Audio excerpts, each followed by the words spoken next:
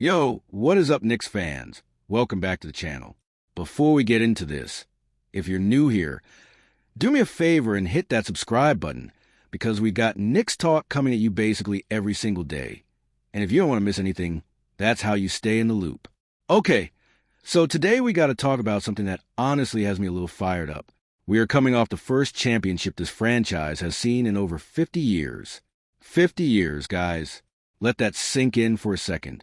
And instead of just sitting back and enjoying it, the front office is already out there working the phones because, let's be real, banners don't offend themselves. Mitchell Robinson is gone, and that leaves a hole in that front court rotation that somebody's got to fill. Now here's where it gets interesting, and honestly, here's where it gets a little annoying for me. There's a report floating around suggesting the Knicks could be a landing spot for DeMar DeRozan. Yeah, that DeRozan, future Hall of Famer. No doubt about it. The man has had an incredible career, and nobody can take that away from him. But I need you guys to actually think about this for a second before you get excited. DeRozan's whole game, his entire identity as a player, is built on having the ball in his hands. Mid-range shots, isolation plays, getting to his spots. That's who he's been for over a decade, and that's not changing at 35, 36 years old. The problem is, we already have OG Anunoby and Mikal Bridges locking down the wing spots as starters. DeRozan isn't walking into this roster and taking either of those jobs, and he shouldn't. So the only role available for him is coming off the bench, in a lesser role, in fewer minutes, doing less of what made him great in the first place. And I don't know about you, but that combination worries me. A guy who needs volume and touches to be effective, stepping into a smaller role on a team that just won it all playing a totally different style of basketball that is not automatically a smooth fit just because his name is recognizable. On top of that, this man is not a knockdown three-point shooter. Never has been. In today's NBA, in this era where spacing wins championships, bringing in a bench piece who can't reliably stretch the floor feels like it's working against everything that got us the ring in the first place. Look, I get it. The name sounds exciting. DeMar DeRozan on the Knicks, it sounds good in a headline. But sounding good and actually helping this team are two completely different things. And if I'm being real with you guys, I think there are better options out there. Guys who fit the timeline, fit the system, fit what coach needs off that bench, without asking DeRozan to completely reinvent his game just to get minutes. Now let's talk about the timing of all this, because I think that matters too. The front office clearly knows they can't just run it back with the exact same group and expect the same result.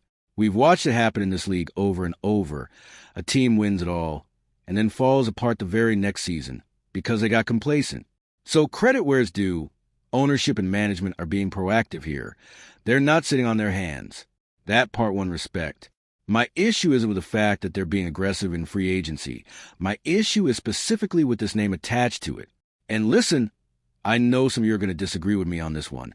And honestly, I want you to drop a comment down below and tell me if you'd actually welcome DeRozan off the bench for this team. Maybe you think a scoring punch like that off the pine is exactly what we're missing in the fourth quarter playoff games. I want to hear it either way. That's what makes this channel fun. We don't all have to agree. We just got to talk Knicks basketball. While you're down there in the comments, do me a solid and smash that like button too. It genuinely helps this channel more than you'd think. It gets this video in front of more Knicks fans. And honestly, it's free. It costs you nothing. So if you're enjoying the breakdown, tap that thumb for me. Now, here's another angle to consider. This front office has other names they're chasing too. And there's chatter about them making a real run at some bigger names on the wing as well.